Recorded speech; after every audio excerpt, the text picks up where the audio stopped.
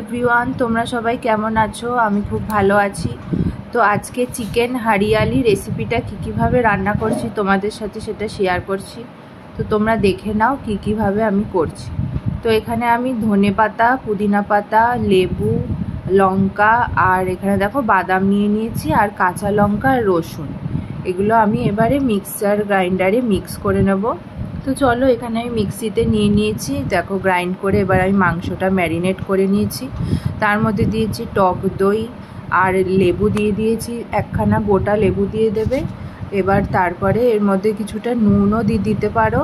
তো মাংসটা এই দিয়ে আমি ম্যারিনেট করে নেব খুব ভালো করে। দেখো আমি নুন দিয়ে দিয়েছি আর কিছুটা গোলমরিচ দিয়ে দিয়েছি। রান্নাটা একটুখানি ঝাল ঝাল হবে। তো আর আমি এখানে দেখো পেঁয়াজ কুচি করে কেটে নিয়েছি, আর মাংসটা ম্যারিনেট করে নিলাম খুব সুন্দর করে। এবার কড়াইটা গরম করে তার মধ্যে কিছুটা রিফাইন তেল দিয়ে তার মধ্যে এবার আমি তেজপাতা ফোড়ন দেব, তার সাথে দেব দারচিনি আর লবঙ্গ। তো এটা দেওয়ার পরে আমি এবার এখানে পেঁয়াজটা ঢেলে দিয়েছি। এই রান্নাটা খুবই সহজ, তোমরা খুব সহজেই বাড়িতে কম সময়ে করে নিতে পারবে। তো পেঁয়াজটা একদম লাল লাল ভাজা অবধি আমি নাড়তে থাকবো। আর এই রেসিপিটা যদি তোমাদের ভালো লাগে অবশ্যই লাইক, কমেন্ট, শেয়ার আর আমার চ্যানেলটা অবশ্যই সাবস্ক্রাইব করে দিও।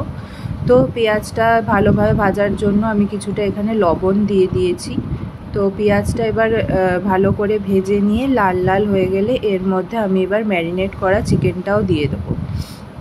তো দেখো বন্ধুরা, আমার এখানে পেঁয়াজ ভাজা কমপ্লিট হয়ে গেছে। আমি এখানে ম্যারিনেট করা মাংসটা দিয়ে দিলাম। তো এবার ম্যারিনেট করা মাংসটা দেওয়ার পরে আমি এটাকে কিছুক্ষণ ধরে নাড়াচাড়া করব, যতক্ষণ না মশলা দিয়ে তেল বেরোচ্ছে। এটাকে ভালো করে ম্যারিনেট করা মাংসের সাথে পেঁয়াজটা মিশিয়ে নেব। তো এই রেসিপিটা তোমরা বাড়িতে করে খেও আর আমাকে কমেন্টে জানিও কেমন হয়েছে। তো এবার নাড়াচাড়া হওয়ার পরে একটু কালারটা চেঞ্জ হলে এর মধ্যে কিছু গুঁড়ো মশলা আমি অ্যাড করব, যেমন ধরো ধনিয়া পাউডার, হলুদ গুঁড়ো, গরম মশলার গুঁড়ো, এগুলো আমি অ্যাড করে এবার মাংসটাকে আরও ভালো করে কষাবো। কষানো হয়ে যাওয়ার পরে এবারে দেখো, এবারে আমি এখানে গরম জল দিয়ে দিয়েছি। রান্নায় সব সময় তোমরা গরম জল ইউজ করবে, তাতে রান্নার টেস্টও খুব ভালো হয়।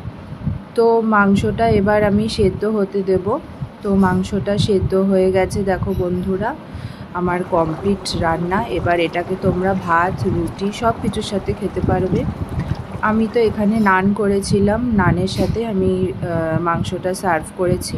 তো দেখো খুব ভালোভাবে রান্না হয়েছে। তো আজকে রান্নাটা ভালো লাগলে অবশ্যই একটা লাইক, কমেন্ট, শেয়ার করে দিও আর আমার চ্যানেলটিকে সাবস্ক্রাইব করে দিও। তো চলো বন্ধু, টাটা।